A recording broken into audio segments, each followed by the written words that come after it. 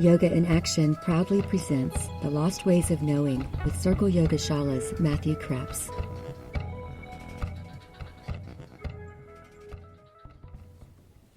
Well, in the last episode, we talked about the Brahmanas as a shunned body of literature that still involved the original Vedic revelation, but with a beginning of it sort of being modified in an obvious way. We talked about the Brahmanas being part of the late Vedic period and positioned that just before the emergence of the Upanishad. The Upanishad are one of the great bodies of spiritual literature in all of time. They emerge in two periods, or scholars usually group them together in the same way that the Vedas are talked about, early and late, or the early Vedic period and the late Vedic period. There are early Upanishads and there are late Upanishads. And so the early Upanishads are said to be composed somewhere between 500 and 400 BCE. You can see how contemporary this is with the Brahmanas. Some of these early Upanishads of note, the Brihad Aranyaka, the Chandogya, the Kaushitaki. At this time in history, we're close to the Buddha. It's just a little bit before that time, to kind of give you an idea of when this early period is. Siddhartha lived between 483 and 410 sometime. When we get to the later Upanishads, we're at 400 BCE to 1200 CE. You see quite a lot of time passing there, an incredibly prolific period in the emergence of this body of literature. Some of the later Upanishads are the Katha Upanishad, the Sveshvatara, the Mundaka. Wendy Doniger comments on this basic place that we are right now. Just as the Brahmanas are, among other things, footnotes to the Vedas, so the Upanishad began as a sort of cliff note to the Brahmanas, that is, meditation on the meaning of the Vedic ritual and myths. So, as the Brahmanas summed up in a certain sense and ritualized and gave the details of the earlier Vedic revelation, the Upanishad in some way is doing the same thing. Here's something from the scholar Edwin Bryant to help us focus our inquiry.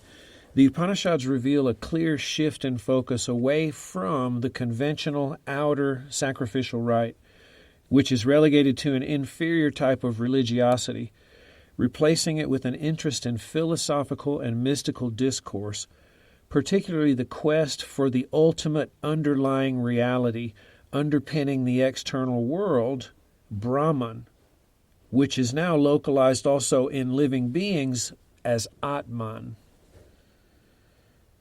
So a shift away from the conventional sacrificial rite. We saw some of that last time when we talked about the myth of Prajapati and the idea that through his own toil and not an external fire, he began to produce heat, which caused a transformation, ultimately leading to the production of gold. But the Upanishad really mark a time when that idea that we're moving away from the way sacrifice has been done is really more clear, really distinct in a certain way. Well, the Upanishads happened during a time in history that has been called by several scholars, namely Karl Jaspers in his work, The Origin and Goal of History. This time is called the Axial Age. I think it's Jaspers that terms it that. And it is a time of radical cultural change and philosophical change. What's interesting about that is that Jaspers claims that this particular change, it has a particular flavor that we'll talk about, that he would say the Upanishads also represent. It's a time when that happens in many cultures. that don't have a lot of contact with one another. Some contact probably in some way. But he speaks of it almost like as it's an evolution in the collective consciousness of humanity, if you'll allow me to use that term. Here's a quote from Wikipedia that kind of sums up this vast amount of cultural material that begins to be focused philosophically in a new way. Confucius and Lao Tse were living in China. All the schools of Chinese philosophy came into being, including those of Moti, Chuang-Tze, and Lieh-Tzu, and a host of others. India produced the Upanishads and the Buddha, and like China, ran the whole gamut of philosophical possibilities down to materialism, skepticism, and nihilism. In Iran, Zarathustra taught a challenging view of the world as a struggle between good and evil. In Palestine, the prophets made their appearance, from Elijah by way of Isaiah and Jeremiah to Deutero-Isaiah. At the same time, Greece witnessed the appearance of Homer, of the philosophers Parmenides, Heraclitus, and Plato, of the tragedians, the Thucydides and Archimedes. Everything implied by these names developed during these few centuries almost simultaneously in China, India, and the West. So some people obviously are going to dispute this in some way, but I have seen other offshoots of the theory. Namely, there's a woman named Karen Armstrong who wrote a book called The Great Transformation that's about the axial age, in which I first really started learning about the Vedic sacrifice and this evolution of our consciousness, trying to retain something of this original thing, but then having it morph. And what we're going to talk about today, having it go inside finally, and sort of once and for all for a vast majority of people. Armstrong speculates that the reason that people moved away from conventional sacrifice, and obviously these are examples that I just gave from Jasper's, where that happens like all over the place. In the Hebrew prophets in particular, you start hearing no more burnt offerings, no more blood-smeared altars. That's not the kind of thing that the God of Abraham wants. So this movement away from sacrifice, Armstrong speculates that it happened as a result of us being so close to violence and beginning to understand, even if in only some intuitive way, what we have to do to our own consciousness to undergo or to witness and interpret positively these acts of violence. And I think that's an interesting thing to consider, given what we said about the Veda, this sort of original vision of the Veda, that all of our existence is sacrificial because all of it involves eating. So now we're starting to try to deal with the consequences of that in ways that in the Upanishad become mystical and start looking a lot like what we call yoga. The axial age, if we were going to kind of sum it up in a kind of general way that's acceptable, the idea that's so near and dear to all of our hearts, like this idea, look within in order to discover the answer to certain problems, existential problems, or even salvation, that we should look within. This is said to be an axial age idea. Now, what is the central teaching of the Upanishads? I think there is a diverse teaching across all the Upanishads, and there are many. Remember how long that lasted? Somewhere between 400 BCE and 1200, right? CE, or AD, as they used to say.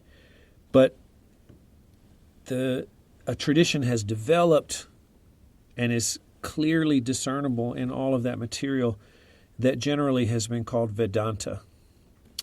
And Vedanta means, you can see the word Veda in there, Vedanta,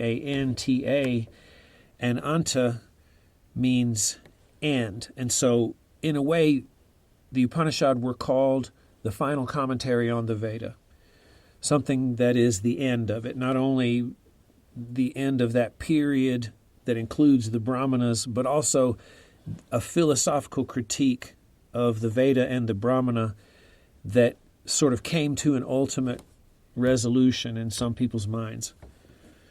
So what's Vedanta about? So let me quote Wendy Doniger here in an impossibly long sentence that I'm going to probably chop up a little before I get to the end of it.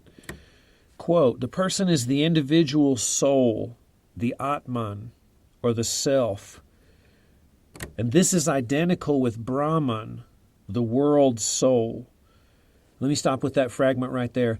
There's an identity of individual soul with world soul.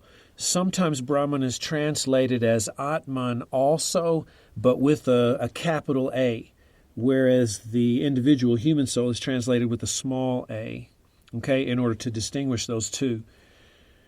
Now back to the sentence.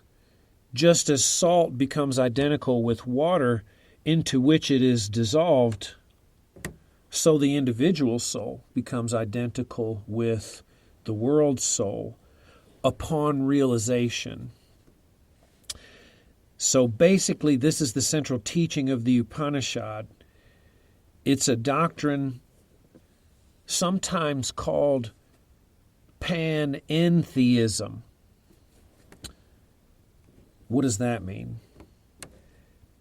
Panentheism could be summed up as the idea that the world is made of God. It's a little bit different than pantheism, which sort of says that everything is divine, right, in a certain way. But in some forms of pantheism, there is often referenced a difference between something that is impermanent and something that is more permanent. Even that subtle thing sometimes is there. In panentheism, the world is actually made out of God. And we've already said that the individual soul is identical, right, with Brahma. And so when the manifest and the unmanifest are absolutely connected, when there is no separation between the two, it is possible to say something like the world is made of God, or everything in experience is made of God. And already you're beginning to see mystical union as central in these ideas. So this idea that everything is made of the divine has a famous, is made in a very famous statement, Tat Tavam Asi, Tat Tavam Asi, the Chandogya Upanishad. It means you are that, or thou art that. We're going to come across this again. This is the orientation, this mystical union, this sometimes powerful monism, oneness, is called Vedanta. It means the end of the Veda, as we said. The end is considered to be Gnostic in a certain way. That means that Vedanta, the doctrine of Vedanta, relies heavily on the idea of realization, seeing it right, understanding very clearly exactly this identity between the individual soul and the world soul, and that there can be nothing separate from that. That's the realization. The gloss in Vedanta is less on doing something like, for instance, doing lots of pranayama or doing work or doing something like this. It's so much more on realizing what is happening. The classic metaphor is seeing that the snake in the corner of the room is actually a rope when you turn the light on, is the great image that comes that's often given, right, in studies of Vedanta. Just like that, we see. And once we see, we can't unsee. Then we know who we are. We are identical with the source at the level of soul. Then we know that we are no longer liable for the cycle of rebirth because we've realized, and that means we'll go home. And like salt into water, will be dissolved into the source. Well, there is a group of sayings that come from several of the Upanishads, from the Aitareya, the Mandukya, the Chandogya, and here's a hard one, Brihad Aranyaka. Sanskrit speaker, sorry, but I'm trying. In each of these various Upanishads, there is a statement of this gnoseological or Gnostic realization that's at the center of the teaching of Vedanta. Prajnanam Brahma, insight is Brahman, or Brahman is insight. And so just look at the two equations there. Insight is Brahman, Brahman is insight. This means realizing is the same as the experience of the source, the experience of the direct never connectedness, never not connectedness, always already connectedness. That insight is the full thing. Ayam Atma Brahma, the self, the Atman, is Brahman. We mentioned this one already. Tat Tvam Asi, thou art that, from the Chandogya. And finally, Aham Brahmasmi, I am Brahman. Well, throughout the series so far, we've been tracing the Vedic triad, the original material in the Vedic revelation, up through different periods in history that are significant for the practice of modern yoga. The Vedic triad is still here in the Upanishad, and I think this is the first time, one of the first times that you really see a transformation of these three materials into something that is revolutionary and produces a whole lot of revision and future insight and investigation in the realm of yoga, in the realm of awakening, right, of being freed from ignorance.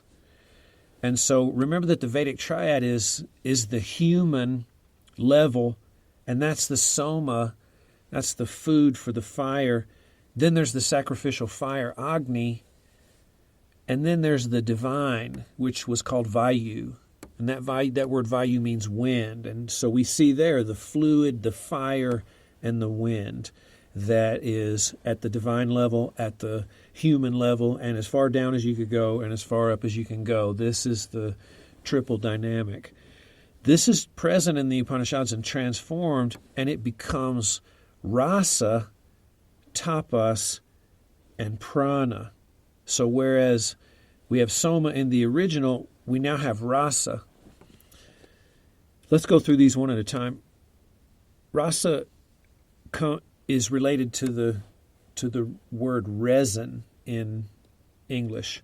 It's the Indo-European root, or the theoretical Indo-European root for that word resin.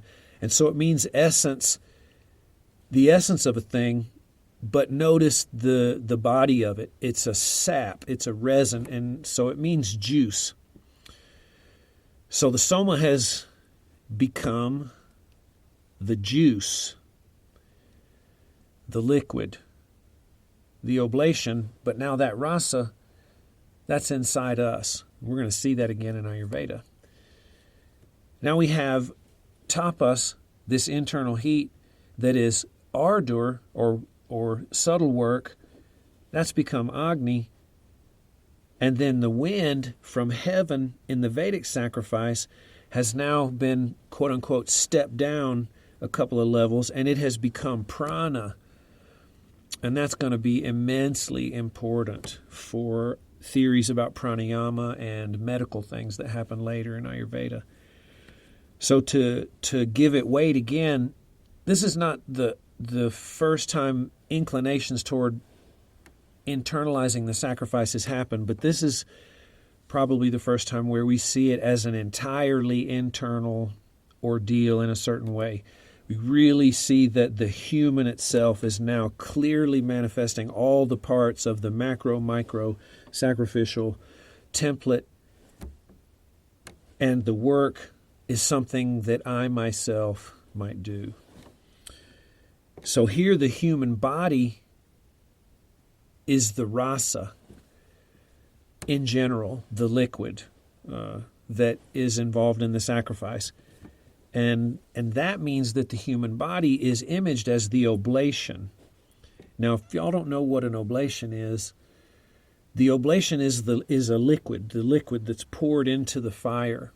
Robert Colasso makes a lot out of this book, or out of this idea in his book, Ardor, which is on the bibliography that goes somewhere that my companions know. You'll be able to have access to it. Ardor makes a lot out of the pouring of the oblation into the fire as the beginning of the sacrifice, because it's the beginning of stepping into a context where something is really lost forever. Because it's a liquid that's poured into the sacrifice, you can't take it back out.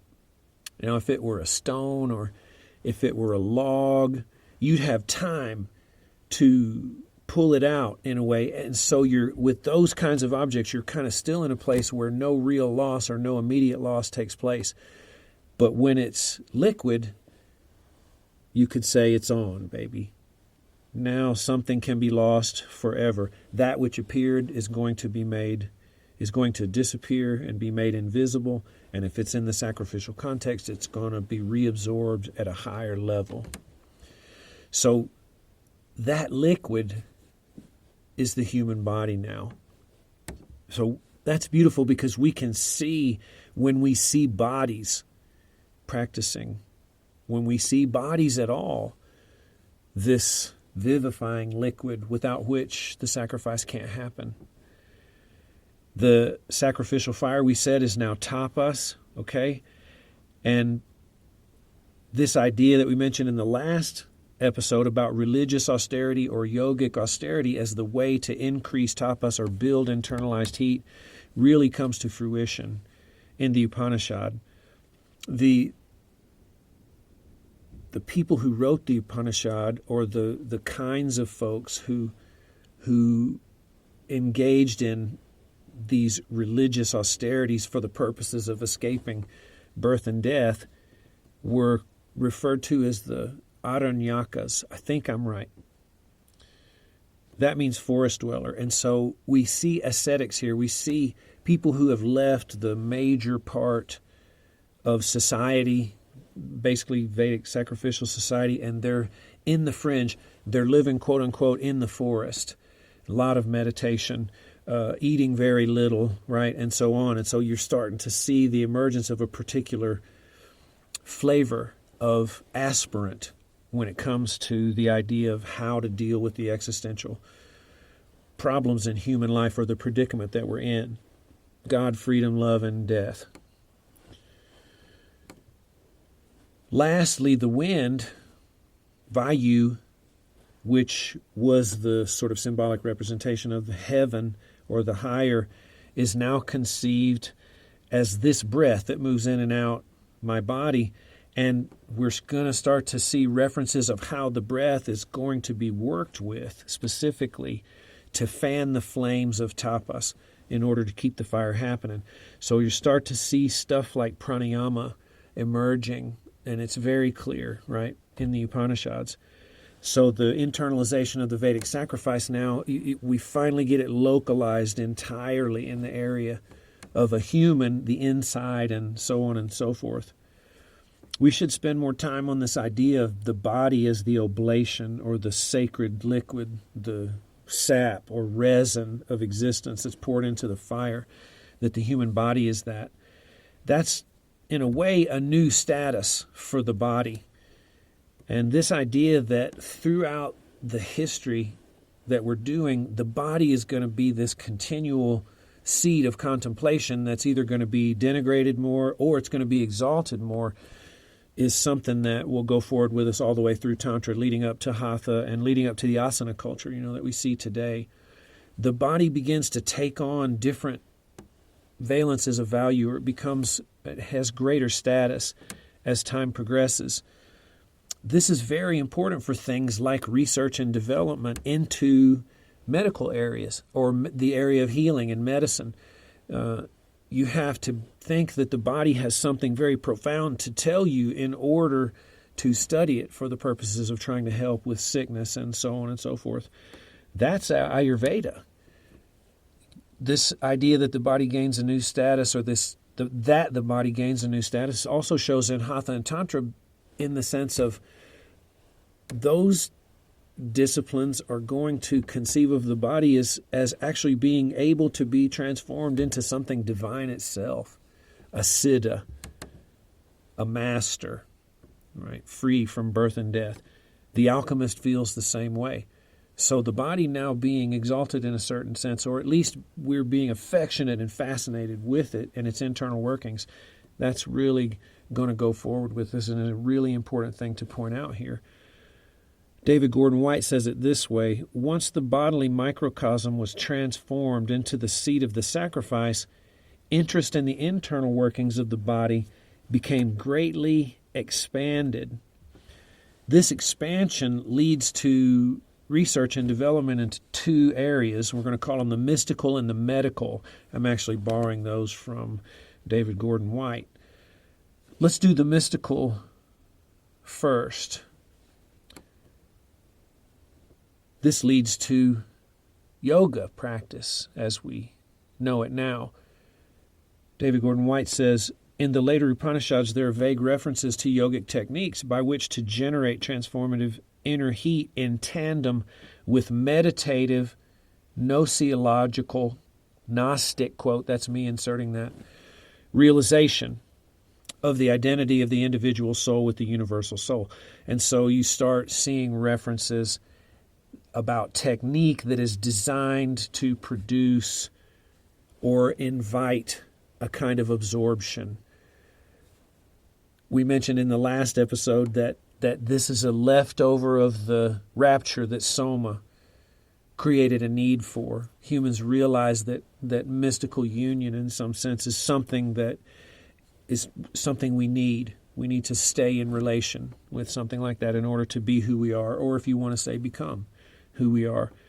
Notice here that it's two things, another 1-2 punch. It's the heat of tapas, a burning, right, that is a spiritual ardor, combined with knowledge. And that's how we get to liberation, which is called moksha. And that means freedom.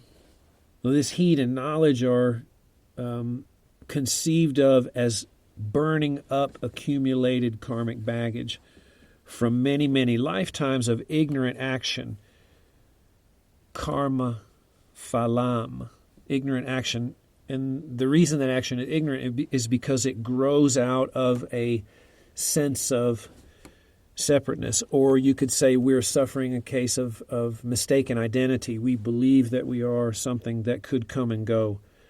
We believe that we are something impermanent in a sense, and we act accordingly. We develop desires and attachments for things to really deal with this sense of emptiness that knowledge of impermanence supposedly gives us.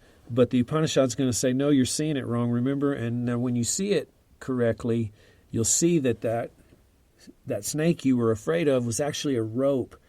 And that realization itself will free you.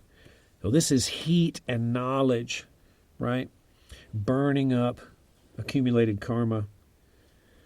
In this new context, we could say more about rasa also. It's interesting that in the Maitri Upanishad, the word rasa is used to designate the highest eminent of the highest guna, the strand known as sattva, essence or purity. That information comes from David Gordon White too. Let me unpack that for you. What is this eminent of the highest guna? The most subtle aspects of the reality that is available in some sense to experience comes from something called the sattva gun, which is essence and purity.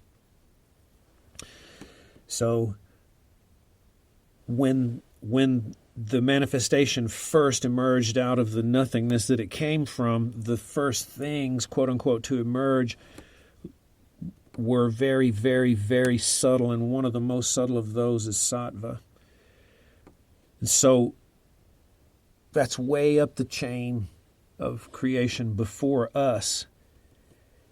Look, that in the Upanishad, rasa, this oblation, which is the body, is seen as an eminent, something that comes directly from the sattva guna, something that comes directly from essence or purity.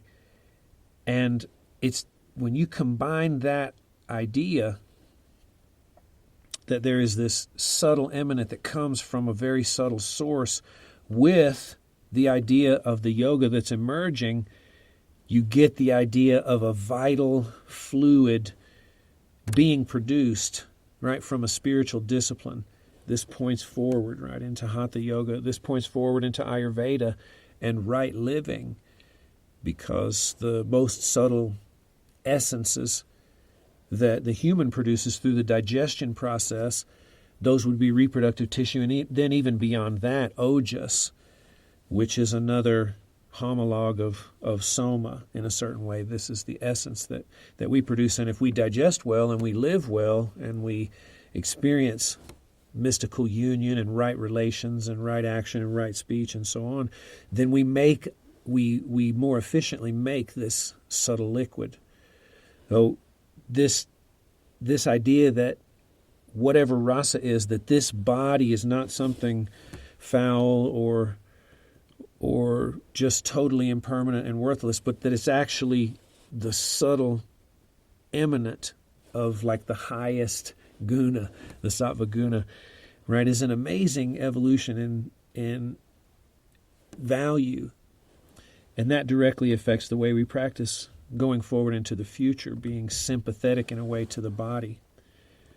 So there's how some research and development went into mystical concerns. What about the body as oblation producing medical R&D, specifically in Ayurveda? So in Ayurveda, one of the expressions of the Vedic triad is the dosha, tridosha, kapha, pitta, and vata. The earth and water data point, the water and fire data point, and the air and space data point. Or here we have fluid, kapha, fire, pitta, and vata, breath.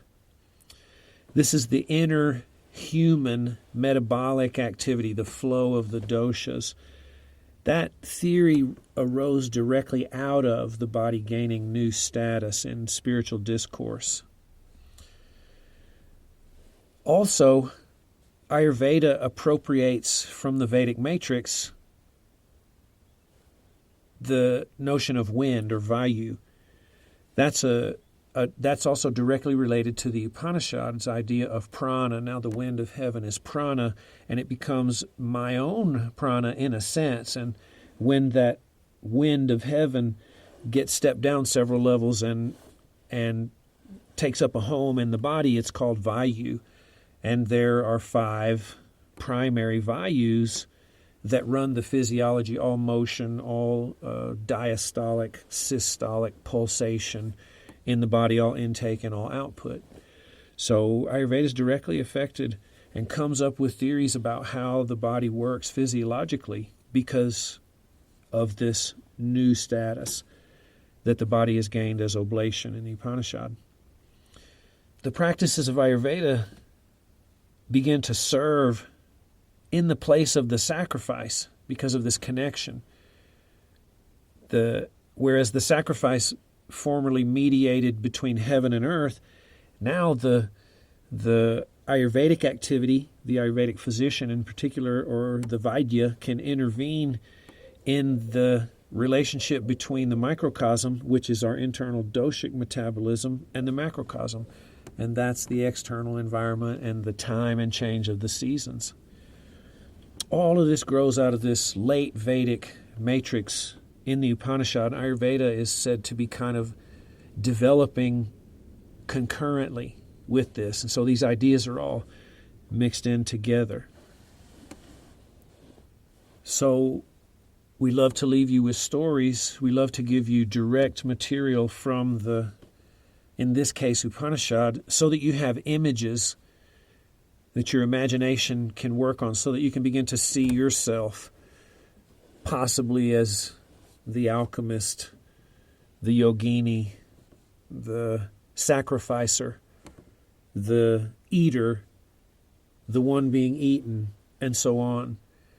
This makes it richer for us as we move toward the modern world. Here's a quotation from the Shvetashvatara Upanishad. When he holds the body steady with the three sections erect and withdraws the senses into his heart with the mind, a wise person will cross over all the frightening rivers of embodied existence by means of the boat of Brahman. His breathing restrained here within the body and his energy under control, he should breathe through one nostril when his breath is depleted.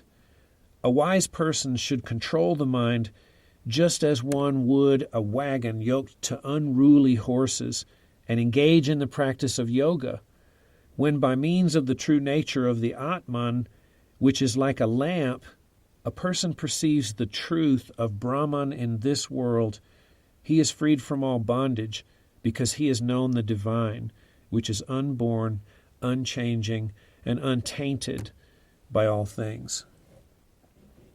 So that's a mouthful. There's a lot in here. We have an overt reference to yoga, and that reference to yoga looks like breathing, being restrained, quote, here in the body. It looks like energy, quote, being under control. It looks like tending a fire. It looks like being wise, like someone who is driving a wagon hooked to, quote, unruly horses. This is probably one of the most famous images from the developing yoga tradition of what we're dealing with when we're trying to do yoga practice, when we're trying to understand and realize our identity with the source of all things. When mysticism has become important, dealing with the body and dealing with the mind, the body-mind complex, body-mind-soul complex is just like driving a wagon that's hooked to unruly horses.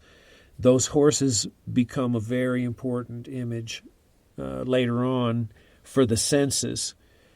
So the senses themselves are as powerful as horses, and unruly horses can drag the wagon into oblivion.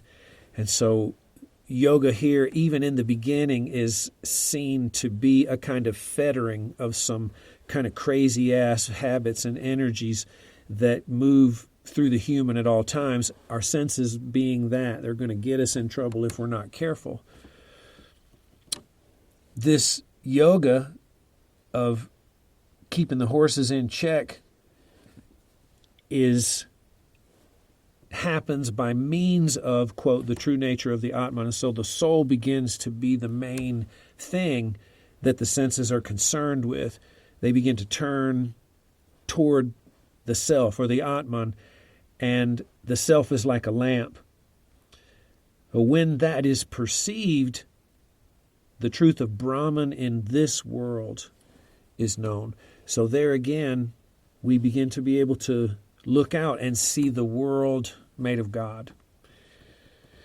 We're freed from all bondage in this seeing, because all bondage results from believing that we have been born, that we will continue to change, and that we will be tainted.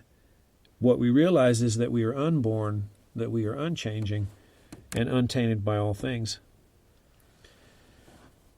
So we have pranayama. We have what's called pratyahara here, sense withdrawal or practice that centers around the senses. We have meditation or dhyana. We have concentration, dharana, And later we have something called tarka, or inquiry, and also samadhi. Both of those are mentioned in the Maitri Upanishad as well, after the passage that I just read to you. Those of you who have had any contact with the Yoga Sutra immediately are going to see something that looks a little bit like the 8 limbs here. Pranayama, pratyahara, dharana, dhyana. Tarka is in there, and then samadhi, absorption, right, into the self. So we're clearly seeing the modern world when we begin to see the Upanishads' revelation and the way it's put into practice. Now, if we can provide a quick summary to bring this to an end, the Upanishads shift us away from the external sacrifice. That ancient sacrifice becomes revitalized and reinterpreted, and it is placed in the vicinity of the human, as the human. The identity of the human soul with the divine is taught in the most beautiful of ways, and the idea that once realized, we will be reabsorbed into the source. New discourses on the body as an oblation. Remember, the body as the liquid that's poured into the fire. Those new discourses lead to research and development in both mystical and medical areas. This generates an intense interest in internal physiology, for instance. And also, it generates an intensely deep observation of experience, say in a meditative context. And then we see explicit mention of the categories and qualities and practices that define much of the future yoga that you and I know. They're clearly expressed here, most clearly expressed here for the first time. So I hope this has been interesting to you. We really appreciate you listening. God bless you, and we'll see you next time. Thank you for listening to Yoga in Actions, The Lost Ways of Knowing. To engage more, visit Circle Yoga Shala, a school for yoga, creative movement, and self-inquiry in Arkansas's Ozark Mountains at circleyogashala.com. Offerings range from teacher training, an internationally accredited yoga therapy program, to a quarterly publication, a comprehensive and integrated body of literature.